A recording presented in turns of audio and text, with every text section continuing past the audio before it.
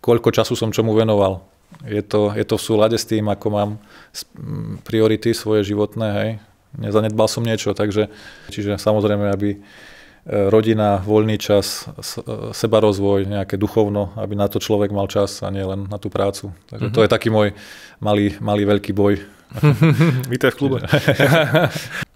Nebáť sa spraviť chybu, by som povedal. A to aj podporujem v týme, že skôr máme hurá chyba, prístup. Asi mať to nastavenie maratónca, že ten úspech, či už v osobnom živote, vo vzťahoch, v rodine, alebo aj v pracovnom, aj pri vzdelaní, to je vždycky maratón. Treba mať horizont rokov, nie mesiacov.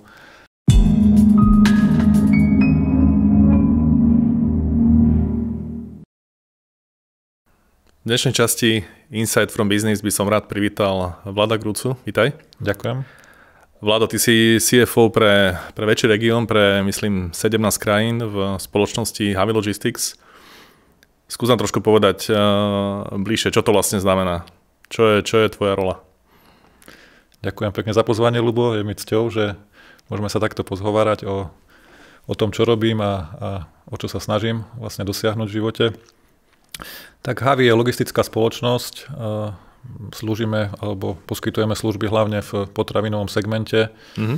Čiže naši klienti sú viac menej fast foodové reťazce alebo čerpacie stanice, ktoré nemajú svoje vlastné skladové priestory, preto potrebujú dodávateľa, logistického poskytovateľa služieb, ktorý im dokáže v podstate nahrádzať tieto nedostatky kapacít a prichádzať s tým tovarom tak často, ako treba. Takže je to mrazený tovar, väčšinou potravinový, ale aj nepotravinový, čiže všetko, čo vidíš v McDonalde alebo na čerpacích stanicách, rôznych sieťach bagetérní, kafetérií, tak to sú naši prioritní klienti. Oni si od nás objednajú tovar v podstate 2 až 3 krát do týždňa a my ho tam vozíme vlastne kamionmi, ktoré majú trojteplotný režim. Takisto sklady majú trojteplotný režim, mrazený, chladený, suchý. Čiže máme šoférov, skladníkov, taktiež administratívu, ktoré prijímajú tie objednávky od klientov. Máme oddelenie nákupu, ktoré nakupuje od tých niekoľko 100 dodávateľov tie rôzne tovary. A v podstate tá pridaná hodnota je, že my od tých 300-400 dodávateľov do jednej objednávky vo veľa menších množstvách vieme tie tovary dodať už či na palete alebo v iných jednotkách tým našim odberným miestam. Čiže z niečoho veľkého spravíme niečo výrazne malé a customizované. To znamená, že pre tých poprvé každý hamburger je vlastne privezený vami, hej, ktorý McDonald's zjem, aj keby som teda nemal. Áno. Ale ten hlavný dôvod, prečo tieto veľké firmy, ako napríklad McDonald's alebo nejaké siete iné používajú, je teda outsourcujú nejaké aktivity, ktoré nie sú ich core business, to je? Určite, presne, to je ono. Už by som nahradil slovo logistický, lebo logistika evokuje nejakú len prepravu alebo nejaký veľký sklad, kde sa niečo uloží. Áno, a prenesiem z A do B. To už neplatí v súčasnej dobe. Už naša spoločnosť Havi Logistics skôr sa klasifikuje ako službový provider alebo dodávateľ. To znamená, my poviem príklad, oni si u nás objednajú, my dodáme, ale už máme tam tým ľudí, ktorí im aj vyloží do chladničiek ten tovar. Áno, čiže potom máme oddelenie, IT oddelenie robustné v Poľsku, ktoré na základe štatistík, dát a nejakých predikcií vie navrhnúť, koľko tá pani v McDonalde by si mala objednať na zajtra a o týždeň neskôr. Čiže my v podstate navrhneme, čo si má objednať, aby večer, keď skončí šichtu, nemusela sa trápiť a počítať, čo kde má a čo sa stane zajtra. Cestou späť, keď sa vracia kamión, vieme sa zastaviť u dodávateľa, čiže vieme zobrať po ceste naspäť tovar od dodávateľov, aby sa vlastne nevracal prázdny ten kamión. Poskytujeme napríklad odpadové hospodárstvo, čiže vieme tam zozbierať ten odpad z tých odberných miest a už ho ďalej spracovávať, s tým aj spojenú administratívnu agendu, reporting voči inštitúciám. Vieme napríklad a poskytujeme v niektorých krajinách kompletné IT služby pre dané odberné miesta. Čo to znamená, že IT služby? Ako si to môžem predstaviť? Napríklad pani sa pokazí počítač na predajni alebo ten terminál, kde sa platí kartou, nesvieti jej nad hlavou tá marketingový billboard, dvere sa jej, fotobunka nefunguje, čiže všetko spojené so sieťou, s technológiami, čiže tak, jak si povedal, čokoľvek, čo to odberné miesto, tá reštaurácia, tá rýchla prevádzka potrebuje, tak aby mala jedno telefónne číslo, ktoré zavolá, to by malo byť ten servisný provider, to Havi, ktoré to vie zabezpečiť. Aj veci ako pokosenie trávy alebo nejaká správa ich areálu, všetko to je našim cieľom a tak ten vzťah medzi nami a našimi klientami je veľmi úzko spojený. Sme taká šedá eminencia, pravá ruka. Takže preto sme aj tak viac menej neznámi, lebo nelovíme po takých menších klientoch, ale nejakých rôznorodých klientov, skôr väčšie, silné, stabilnejšie značky, s ktorými to partnerstvo je naprieč celou Európou, dokonca svetom. Čiže my keď máme jednu sieť podchytenú alebo získanú na nejakej globálnejšej úrovni, tak potom vo väčšine prípadov to rozšírime na všetky krajiny. Aké sú to napríklad siete, ktoré môžeš spomenúť, aby si ľudia vedeli predstaviť? Áno. Tak najväčšia a najprioritnejšia je sieť reštaurácií McDonald. V Československu ich je zhruba 150, v Poľsku napríklad 500 pre obrazotvornosť. Ďalej, ďalší segment sú, alebo z toho fast foodového ešte spomeniem napríklad Subway, KFC. Potom ďalší segment sú čerpacie stanice, ktoré tu u nás v centrálnej Európe a na Balkáne celkom sa rozbehol, alebo to bola taká hlavná diverzifikácia, bolo na tieto zameranie na čerpacie stanice a potom rôzne drobnejšie prevádzky, napríklad kaviarenského zamerania.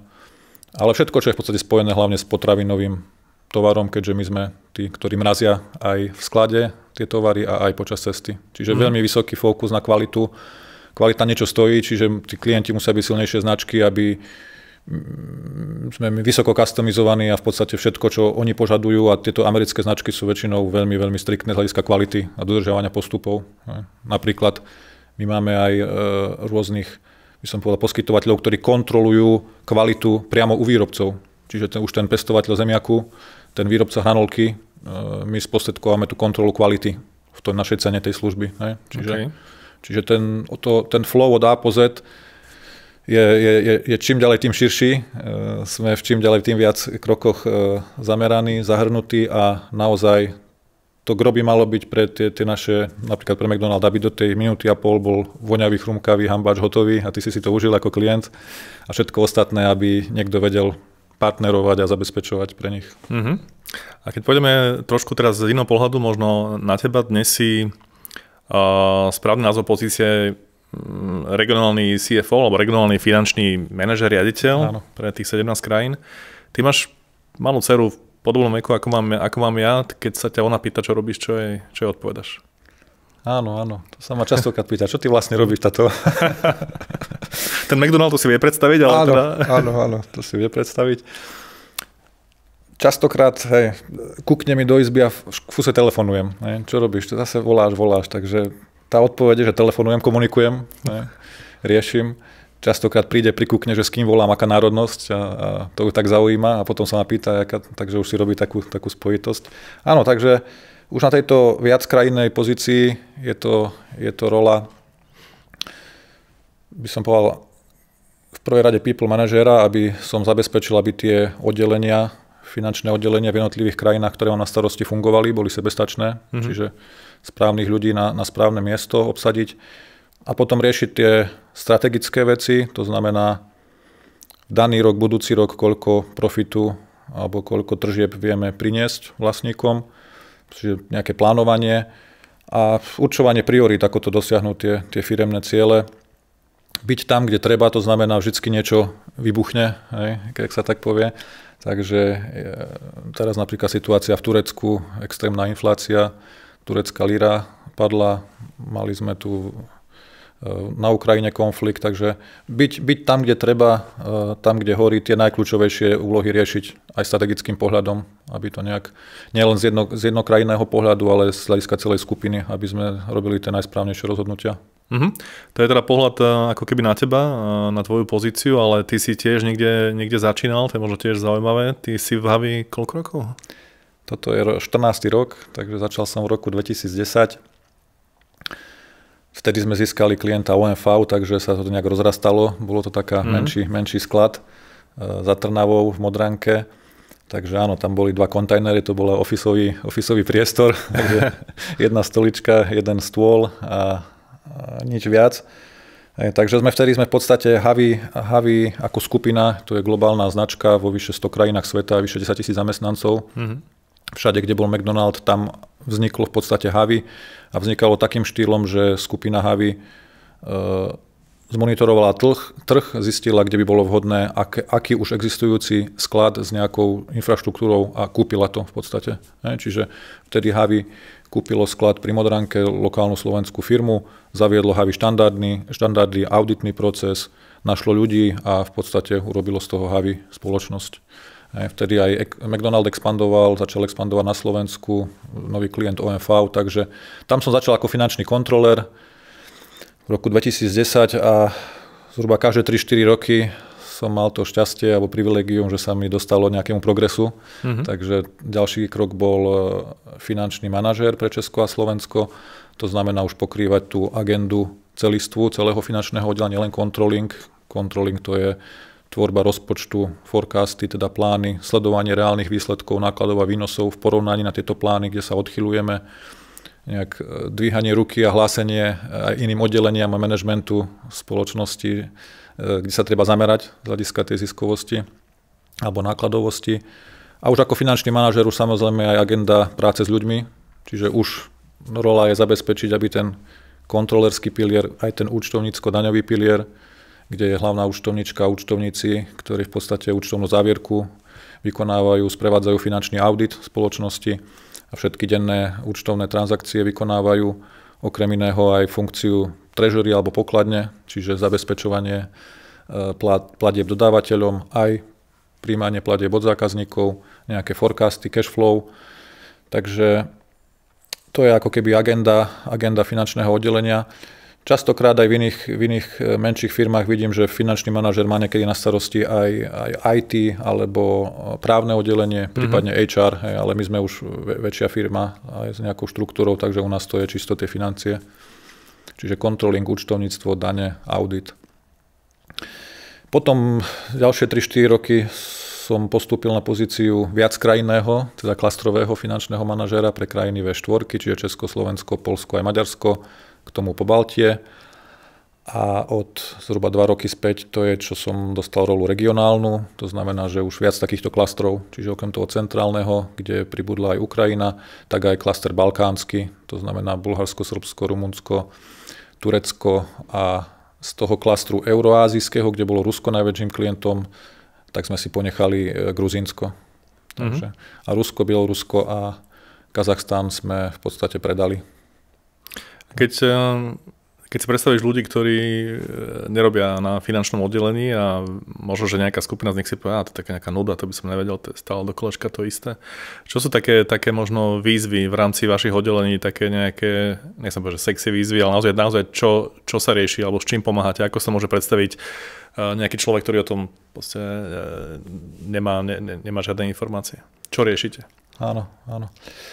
Tak ja v podstate už v tej viackrajinnej regionálnej funkcii momentálne najväčšia výzva je Turecko, kde medziročná inflácia je 100%, už asi posledné 2-3 roky, čiže enormný náraz nákladov. To sa prenáša do našich vstupov, vlastne, našej ceny služby, aj miest, aj všetkého, čiže tá výzva je, ako to preniesť do ceny na klienta, takže to samozrejme nie je ľahké.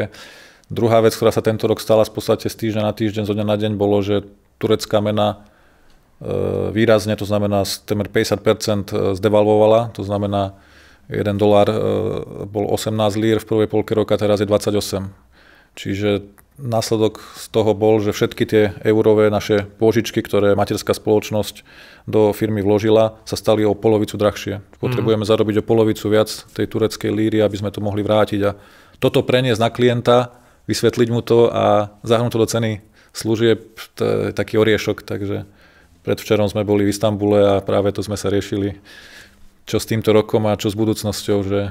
Takže to napríklad iba ako príklad toho, čo ja riešim, keď naozaj nejaká vážna vec, tak nejak strategicky tam prísť a pomôcť tej lokálnej krajine, ktorá má tu svoju štruktúru aj finančného oddelenia. To neznamená, že ja riešim ich účtovníctvo, ich dane alebo controlling. Ja to skôr zastrešujem a komunikujem voči vlastníkom a snažím sa o to, aby to išlo smerom k tým korporátnym cieľom. Ďalšia výzva, čo ma napadá, bol rumunský trh. Tam sme rýchlo expandovali, nový sklad sme postavili. Mali sme asi 80 až 90% toho fast food segmentu sme my zásobovali, rôzne značky.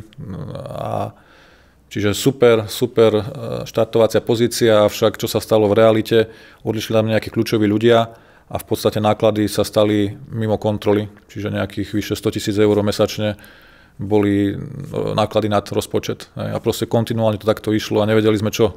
Z čoho boli tie náklady? Neefektivita v sklade, čiže tá jedna vec je mať veľa klientov, ale druhá vec je, akú komplexitu to tam vytvorí. Čiže napríklad veľké straty tovarov, chybné výdaje tovarov. Čiže keď v tej evidencie, keď to rýchlo narastie a nemá to dobré vedenie, čiže druhá vec, chýbali kľúčoví ľudia, vedúci skladu, vedúci operatívy. Takže tam rok a pol bol veľmi náročný, dokonca sme boli v strate za minulý rok. Takže tam sme museli jednoznačne urobiť nejaký krízový plán a nastúpiť a povedať, že ako ďalej. Proste tá lokálna spoločnosť zostala taká bez zuba. Trebalo jej pomôcť. Čiže to je tá rola toho klastru, toho regiónu, aby prišiel tam, kde naozaj je to dôležité. Takže podarilo sa nám nájsť ľudí, zaškoliť, respektíve správnych ľudí na správnom mieste a učiť priority a už len sledovať, aby sa to dodržiavalo. Takže tam sa nám podarilo to naspäť z mínusu do výrazného plusu. Takže... Super, gratulujem. Ďakujem pekne. A keď sa zamyslíš nad tým, že možno je taký, že motivácia alebo možno nejaké dôvody, prečo robíš to, čo robíš a čo ťa možno ženie dopredu. Samozrejme sú nejaké potreby, také, ktoré majú všetci ľudia, ale keď už je na nejakej pozícii nejaký čas, tak predsa len sa pozráš možno aj po iných veciach. Čo je pre teba dôležité? Áno. Tak pre mňa osobne je to rozvoj, čiže či už rozvíjať samého seba, tak som to vždycky ja už som aj popri práci, ako keby najprv tou prácou som si overil, či to, čo robím, je to pravé a to, kde chcem byť, napríklad oblasť financií a vždycky som potom sa nebal sa ísť študovať a nerobiť to najprv, že vyštudujem niečo a potom zistím, že ma to nebaví. Takým štýlom som nepracoval. Mal som to šťastie, že relatívne skoro som vedel, že oblasť financií je niečo také, na ktoré som predispozične daný. Už ako malé dieťa som vymienial kartičky hokejistov a vo letnom tábore som vyzbieral po 3-4 koruny. S profitom si to vymenil. Časom sa to zhodnotilo na niektoré kartičky. Alebo som mal starý taký nejaký sovietský fotoaparát, kto vie, či fungoval a v letnom tábore som akože fotil deti a som vyzbieral po 2 koruny, a že potom mi pošlem fotku. Takže taký nejaký ten biznisový, finančný podmas tam bol. Takže aj strednú školu som si vybral obchodnú akadémiu, aj keď známky som mal výborné a všetci sa gymnázium a nejaká vysoká škola, nejaký vedátor. Nie, ja som vždy radšej prax mal a niečo reálne, hmatateľné, niečo, čo sa týka prakticky každej firmy a spoločnosti a to financie sú. Takže tá obchodná akadémia, kde je účtovníctvo, štatistika, ekonomika, počítače, takže to bol dobrý výber, neľutujem. A potom som si išiel troška skúsiť svet. Do Anglicka som šiel naučiť sa jazyk, niečo si zarobiť. A to som v podstate investoval do vysokoškolského vzdelania, do MBA vo finančnom manažmente. To už som pracoval v Havi a stále, jak aj pracujem, vždycky si nejaké nové veci nachádzam, či už to je ACCA, to je akreditácia finančná, taká medzinárodná. Takže stále sa snažím seba zlepšovať a aj druhých ľudí. Takže to je také niečo, moje gro. Ľudia na prvom mieste, to je taká gro, alebo kľúčová hodnota. Čiže to ma baví, keď niekomu pomôžem sa posunúť, zlepšiť, prekonať samého seba. Takže to je pre mňa taký motív. Čiže rozvíjať seba, rozvíjať ostatných, plniť úlohy, ktoré stanovíme, to je taký pocit satisfakcie. A byť tam na tom mieste, že môžem ja určovať, čo sú tie ciele alebo tie úlohy, to ma veľmi baví. Nebyť len nejak pasívne príjmať a viesť sa, ale byť spolutvorcom tej aj stratégie celofiremnej a aj potom sa podieľať na tom dosiahnutí tých cieľov.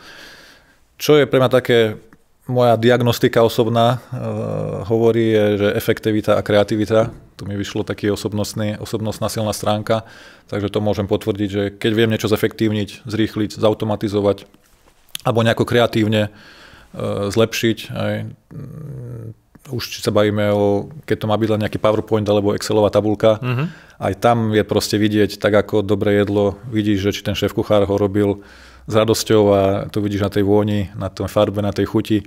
Takisto je to aj pri nejakej prezentácii, nejakom Exceli alebo nejakom kalkulácii pre klienta, kde niečo ideš odprezentovať.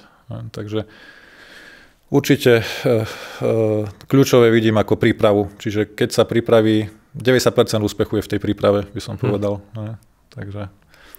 Hovoril si, že to cítiš tak, že to je taký viacej na tej pozícii taký people business, alebo je to viacej už o nejakom manažovaní ľudí. A teda čo sú také možno základné nejaké princípy alebo nejaké rámce, čím sa ty riadiš, čo tebe funguje? Áno. Tak ja mám také 3P a 3D. OK, poďme na to. Čiže prvé P je people, teda ľudia. Mať ľudí, ako by som povedal, ako cieľ toho, čo robím, ako vystupujem, nie ako prostriedok, ktorým chcem niečo dosiahnuť, nejaký firemný cieľ. Hej. Čiže čo to znamená mať ich ako cieľ?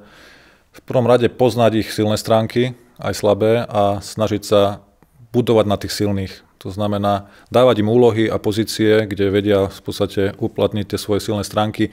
Je to win-win aj pre neho, aj pre mňa ako zamestnávateľa alebo ako pre firmu. Nevidím význam v tom nejak kváriť a škrtiť a snažiť sa zmeniť a zlepšiť tie slabé stránky. To nie je ani pre toho človeka, ani pre vás nejak to najrýchlejšie, najefektívnejšie, ako dosiahnuť výsledok. Ďalší taký krok by som povedal, dať ľuďom troška viac, nejak ich trošku prekvapiť, niečím ich tak ako v manželstve, vo vzťahu, keď donesieš manželke darček, ktorý nečakala, alebo dáš jej niečo, čo prinesie, čo ju poteší, tak to sa človeku násobne vráti. Čiže ja som vždy v tom, myslíme na nich, dajme im o troška viac a sa to násobne vráti. Hej. Čiže napríklad mali sme kybernetický útok minulý rok v celej skupine, čiže na 2 týždne vypadli úplne všetky systémy. Či účtovný, či skladový, či transportný, proste a klienti volajú a teraz nemáš kde ani objednávku nahodiť, nevieš, čo máš kde ísť zobrať do skladu, nevieš faktúru vytlačiť, takže tam sa ukázala taká tá súdržnosť, že tí ľudia bez okamihu, bez mihnutia oka, tužka, papier, išlo sa do skladu, či si účtovník, či si manažér, všetci sme išli pomáhať. Nikto nezavrel počítač a povedal, mne padla, idem preč, bolo to úplne normálne. Druhý taký príklad, keď udrel COVID, tak bolo všetkým jasné, že treba šetriť. Padli nám tržby, predaje, lebo tie prevádzky boli úplne zavreté tie prvé týždne. Ano. Takže bez reptania slova každý pochopil, že treba šetriť, bude sa dotýkať nejak personálnych nákladov, takže nikto to nejako nerozporoval. Takže ono, čo človeku dáš, ja mám moje motto, sa ti potom násobne vráti. Čiže poznať ich silné stránky, mať ich ako cieľ, nie ako prostriedok. A ďalšie P je taká, aby som bola pokora. Nemyslieť si, že ma nič nemôže prekvapiť, že to môže byť aj horšie, bohužiaľ. Vidíme tie turbulentnú globálnu situáciu, čo sa týka inflácie, recesie, nejakého dodávateľských reťazcov, že každú chvíľu niečo môže vybuchnúť, takže treba s pokorou to príjmať. Nemyslieť si, že sa nás nič nemôže prekvapiť. A to tretie P je pomoc. Čiže tí ľudia, keď cítia, že vy ste tam, aby ste im pomohli, nie ste tam, aby ste ich len ukolovali a nejak šlapali, dupali.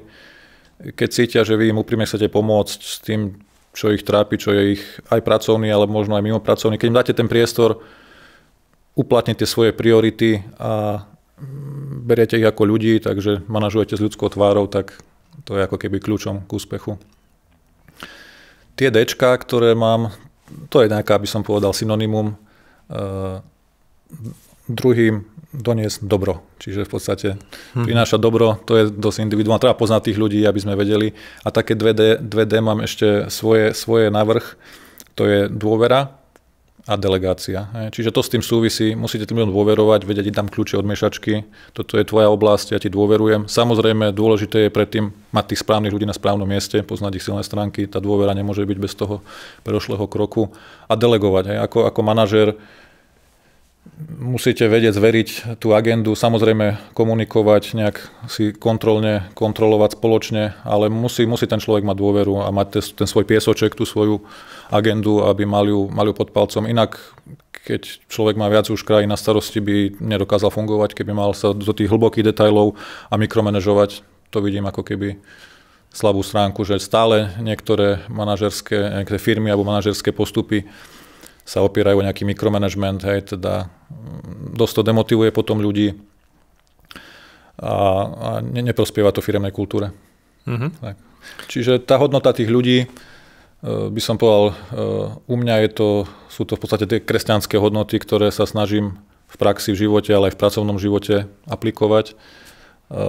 To je pre mňa tá základová doska, na ktorej potom, keď postavíme tie piliere toho domu, takže ten jeden pilier sú ľudia, ktorých potrebujeme pre výkon práce a druhý pilier sú v podstate procesy, systémy.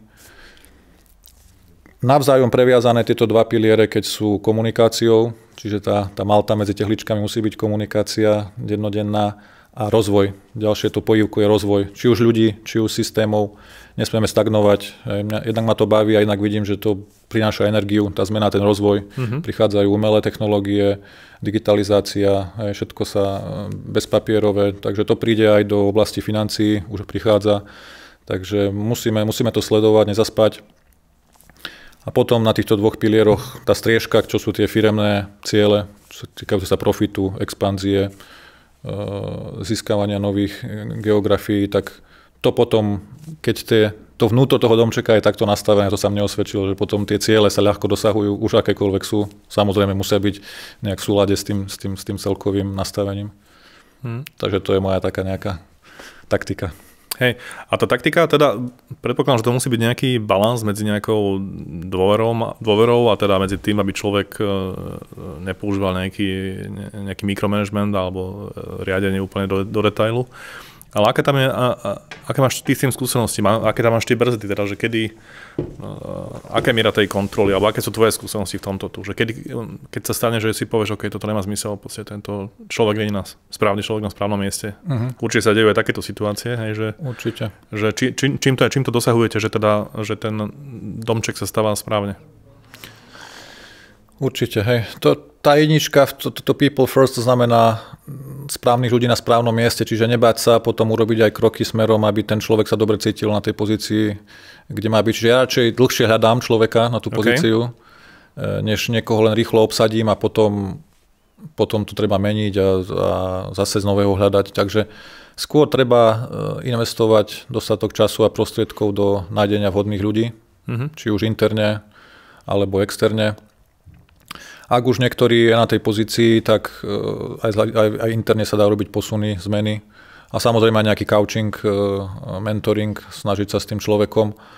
Toto je také, by som povedal, dosť pracné, náročné, častokrát a veľmi individuálne, takže na to musí človek trošku mať aj nejaké danosti, musí ho to baviť. Hej? Ale častokrát súhlasím, že niekedy sa to nedá a dôležité je s tým človekom otvorene sa baviť. Hej? Nejaké ďalšie kredo je autentickosť. Takže nemám rád nejaké politické tváre alebo hry, alebo hovoriť to, čo je správne, vhodné, alebo to, čo sa chce počuť. Nie, proste sú náročné situácie.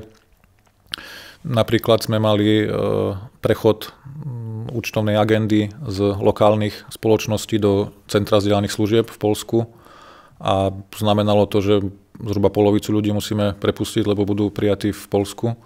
Takže tam síce sme nevedeli, kedy to bude, čo to znamená, ale keď to otvorene ľuďom poviete, taká je situácia, toto nás čaká a výsledkom bolo, že v podstate nikto z tých ľudí neodišiel popredu, lebo si predstav, že teraz ti tvoj zamestnávateľ povie, že do 4 mesiacov polovičku prepustíme, tak logicky si asi začnem hľadať prácu a keď nájdem, tak odídem. Nie, všetci ostali a ešte niektorí aj potom a ešte s poďakovaním a radosťou, že bolo to všetko fajn a cítili sa príjemne. Čiže to je pre mňa také, a prisudzujem teda autentickosti, že nehovorím to, čo je správne, ale som transparentný. A to mi platí aj voči klientom, voči kolegom, voči nadriadeným. Čiže lebo ja som tým hlasom v podstate tých krajín voči ním, ktorí častokrát z diaľky z Ameriky alebo z Nemecka nevedia tak presne, čo je logické cítiť, vedieť, vidieť, lebo nie sú v tom ohni. A ako ty vnímaš úspech? Niektorých vecí si sa možno aj z časti dotkol, ale čo je pre teba úspech, alebo teda byť úspešný? Jasné, tak v prvom rade robiť to, čo ťa baví, takže to, čo ti vracia energiu, kde tá iskra tvoja životná, kde si ty ako keby predispozične daný, treba to nájsť, niekto skôr, niekto neskôr, neznamená, že treba prestať hľadať, takže nájsť to svoje správne a potom sa rozvíjať, strašne ma baví rozvíjať seba, druhých, systémy, procesy, postupy, hej, aj v rámci tých projektov, prichádzať s novými nápadmi, vnášať svoj pohľad, dokázať ovplyvňovať ten výsledok. Takže to vidím ako dôležité. A nasledovať nejak svoje životné priority. To by som povedal, že poznať tie priority a nebáť sa potom aj kalibrovať, hej, že som vo fáze, kedy som sa vzdialil od tých priorit, alebo sa mi nejak poprehadzovali a urobiť aj sám v sebe nejakú sebareflexiu a vedieť si to opäť preorganizovať. Hej. To trošku aj v mojom prípade viackrát človek sa v tej práci tak ponorí a sa musí zastaviť a povedať, že tie posledné týždne, mesiace, koľko času som čomu venoval. Je to v súlade s tým, ako mám priority svoje životné, hej. Nezanedbal som niečo, takže to je pre mňa dôležité, sa vedieť sám seba tak korigovať, kalibrovať a navrátiť. Hej. Čiže samozrejme, aby rodina, voľný čas, sebarozvoj, nejaké duchovno, aby na to človek mal čas a nie len na tú prácu. Takže to je taký môj malý veľký boj. Vítaj v klube. A je to aj o tom, že si pozeráš, že kde dávaš tú svoju pozornosť, že máš taký nejaký spätný odhad, že OK, teraz som sa venoval tomuto veľmi, ale to nebola tá najväčšia priorita. Tak toto ako keby spätne hodnotíš? Áno, skôr tak pozerám na to nielen na to pracovné, ale na celoživotné priority. Čiže tie role sú samozrejme náročné časovo, energeticky a nejak kapacitne, takže to je fajn, že mám rád prácu, ale netreba to preháňať. Hej. Sice vekovo ešte som v tej mladšej, respektíve pred 40-kou, ale niekedy sa cítim riadne vyžmýkaný. Že treba nezabúdať na to, dobíjať energiu, čas s rodinou, to ma tak najviac naplní, nabije, nejaké dovolenka seba, čítanie, nejaká psychohygiena. Nezabúdať na to, lebo človeka to pohltí, zomelie a potom ťažko sa nejak spomaľuje a naspäť nastavuje. Nebyť ako ten škrečok v klietke. Hej. Častokrát v tých korporátoch je to tzv. Matrixová štruktúra. Hej. Máte šéfov z Nemecka, z Ameriky, máte svojich kolegov, máte viacero krajín, styk s klientami, čiže ten network je obrovský. A častokrát seba pristihnem, že behám z úlohy k úlohe, z telefonátu do telefonátu, mail za mailom a teraz sa zastavím a poviem, posunul som sa dnes smerom k tomu cieľu, smerom k tomu, čo je dôležité, smerom k tomu, čo je priorita, alebo to bolo len to škrečkovanie v tom kolečku, jak aj častokrát počujem, sme zaneprázdnení veľa, ale čo robím? Prispievam k nejakému efektívnemu výsledku, alebo len, poviem príklad, prepisujem z jedného systému do druhého niečo. Hej? Takže radšej si tento pohľad vnášať do práce, to je to, čo potom dokáže človeka posunúť. Hej? Keď má takýto pohľad na vec, na systémy, na ľudí a vie takto to pomenovať a vie to hlavne potom zlepšovať. Hej? Takže nebyť tým škrečkom, to je taká moja výzva, aby som stále to, čo robím a prioritizujem, lebo ten deň je obmedzený, aby to bolo to najdôležitejšie, čo má byť v tom dni spravené. A bolo to tou prioritou, ktorú si určíš pre daný deň, aby si ju splnil. Mi sa veľmi páčilo prirovnanie, už neviem, ktorý múdry človek to povedal, že si máš dať nejakú sadzbu na hodinu tých vecí, čo robíš a tam, kde je tá sadzba najvyššia, príklad, neviem, 1,000 eur na hodinu, tak robí hlavne to, aby to dávalo zmysel k tomu celku, aby si nerobil proste nejaké úlohy, kde je nízka pridaná hodnota. Určite. Čiže sú aj také úlohy, ale treba, jak som povedal, dôverovať a delegovať. Čiže nebáť sa to zveriť a potom len jednoducho skontrolovať, či to bolo spravené a či to bolo v súlade. Hej. Pustiť to z ruky, tú nutkanie. Hej. Takže. A už si tak už je zmeraný, alebo sám seba si zmeral, že vieš si povedať, že si na akých percentách, že ako sa ti darí toto naplňať, že koľko z toho času teda efektívne valcuješ?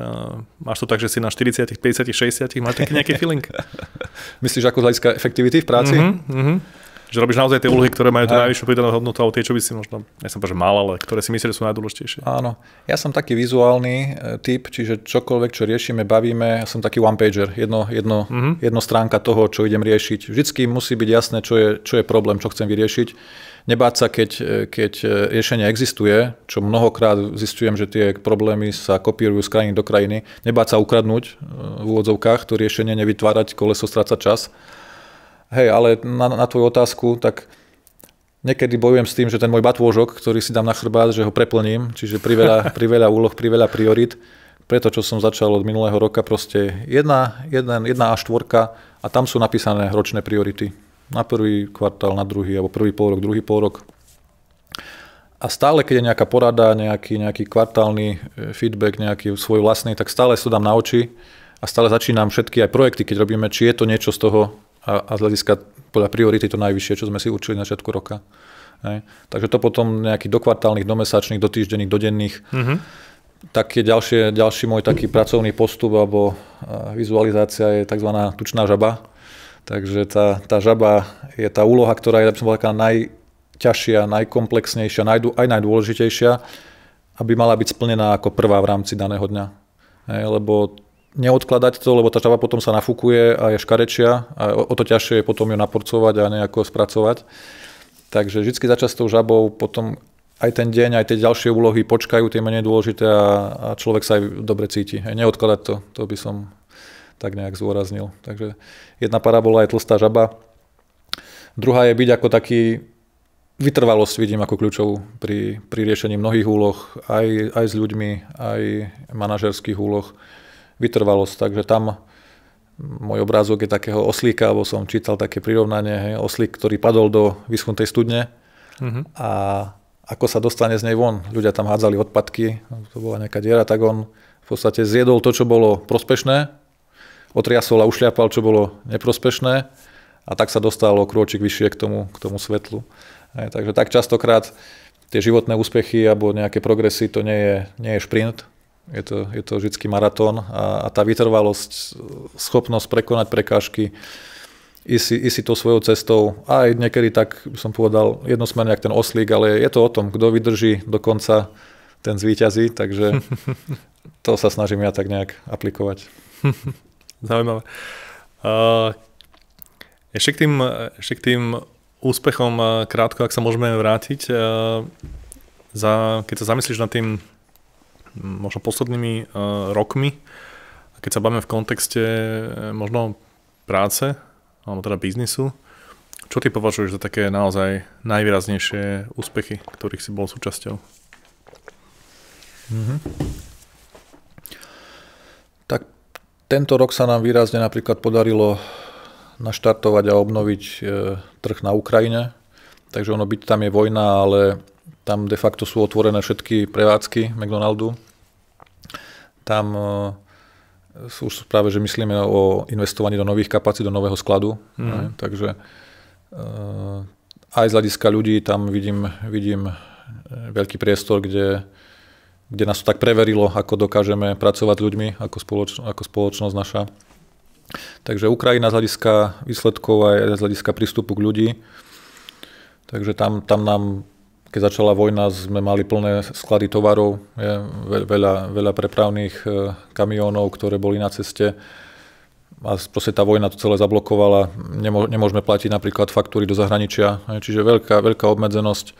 Obdivujem tú ukrajinskú súdržnosť a neoblomnosť. Oni proste plnia, snažia sa úlohy, tie dámy, ktoré to tam riadia, tú lokálnu firmu, tak keď im voláme, tak častokrát vyhnú, sú v bunkri, ale proste riešia, chcú riešiť. Nevzdávajú sa, to je také obdivuhodné, fascinujúce, takže byť to majú extrémne ťažký život, ťažkú situáciu.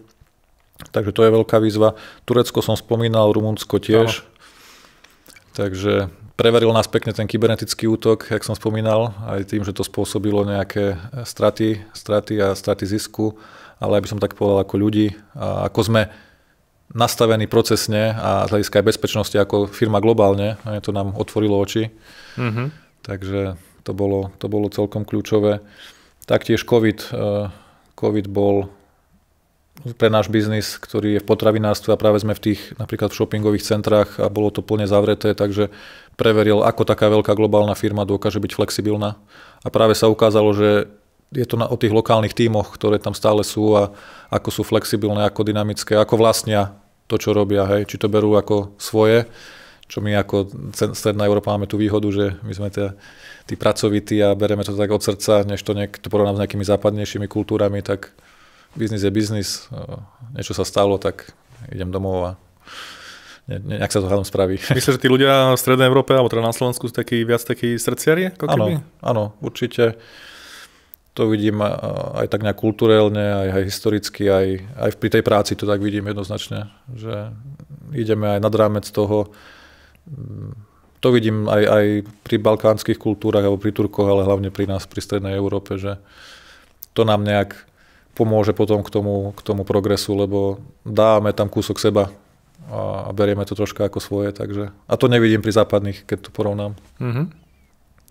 A z tých vecí, ktoré spätne riešiš ako nejaké silné ponaučenia alebo možno nejaké neúspechy, fuck-upy, akokoľvek to nazveme, máš tam také niečo, že čo si sa ty poučil osobne, čo teba naučilo v tvojom biznis živote alebo živote? Čo boli tvoje lekcie, také najväčšie? Áno. Tak prioritizovať by som povedal ako prvé, nebyť tým škrečkom, stále vedieť, čo je priorita skupiny, krajiny, čo je v danej chvíli to najdôležitejšie. Nepreplniť ten batoh tých úloh, stále vedieť a vedieť si ako keby sám seba sfeedbackovať, hej, vrátiť sa, zastaviť a povedať, tu som trošku odklonil od toho, kam mám ísť a stále sa vedieť k tomu vrátiť. Určite by som zdôraznil, že mať nejaké rituály pri práci nie je na škodu, takže či už je to, že vypnem si Outlook, keď pracujem, alebo vypnem si telefón, alebo teraz vždycky 2 hodiny do obeda sú tie, kedy ja idem plniť tie priority, ktoré mám dané a sú pre mňa dôležité. Nenechať sa vyrušiť rôznymi ad hoc témami a požiadavkami ostatných. Takže pripraviť sa, vždycky príprava je 90 až 95% úspechu, by som povedal. Takže toto nepodceniť, hej, nič nepadne náhodne, by som povedal a vždycky tá príprava je pre mňa kľúčová. Nebáť sa spraviť chybu, by som povedal. A to aj podporujem v tíme, že skôr máme hurá chyba, prístup, takže kde sa stala chyba a hlavne čo spravíme a pochválime sa ostatným, že čo môžeme my ako oddelenie zlepšiť, aby sme to my iní nespravili tú istú chybu. Alebo dokonca aj medzi krajinami máme taký sharing koncept, že keď niekto niečo pochybí alebo aj niečo zistí, vylepší, tak si to zdieľame, lebo sme z hľadiska toho, ako fungujeme, čo robíme podobný. Takže to vidím ako nejakú pridanú hodnotu a neriešiť problémy za druhých, by som povedal prioritne alebo nejako prvoplánovo, skôr sa snažiť vždycky motivovať k riešeniu. Takže keď máš problém, super, aké riešenia máš a ktoré by si ty aplikoval a prečo. Takže vždycky, keď je problém, lebo väčšina ľudí má tendenciu, áno, idem tam a poviem, aký mám problém. No super. Takže vždycky tá lokálna krajina vie najlepšie, aké sú možné riešenia, aké by oni vybrali. Takže a tým dáte tým ľuďom dôveru, aj tie kľúče od miešačky a robíte z nich samostatný tím. Čiže to je pre mňa aj taký úspech, keď vidím, že ten tím vie samostatne definovať aj analyzovať, ale aj rozhodovať. Takže nejak konzultačne im to odobriť, to je už takéto najkrajšie, najlepšie, by som povedal. Vtedy viem, že to funguje dobre, keď takto ľudia rozmýšľajú a fungujú. Napadlo, že my to máme trošku updatenuté, že nie, že hurá chyba, ale že hurá nová chyba. Lebo kde tá istá takto. Áno. To súhlasím. Dobre, ešte keď sa nad tým zamyslíš, určite máš o svojom okolí plno kolegov, poznáš plno manažerov, riaditeľov alebo finančných riaditeľov. Vnímaš na tom v kontexte Slovenska alebo možno tej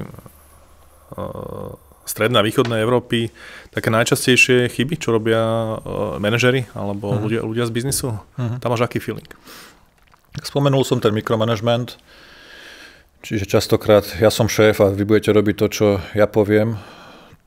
To samozrejme, keď človek pracuje v nejakej menšej firme, kde je jeden vlastník, tak nemá moc možností, musí sa rozhodnúť, ale V tých väčších firmách, kde nejaká korporátna kultúra, tak to si myslím, že väčšie spoločnosti by mali poctivo sledovať. Aj ten profil, aj to chovanie tých vedúcich pracovníkov, lebo má to potom veľký vplyv aj na to oddelenie, aj na celofiremnú kultúru. Takže nemikromanežovať, dôverovať. Samozrejme tomu predchádza ten správny výber ľudí a ich poznanie, ich silných stránok.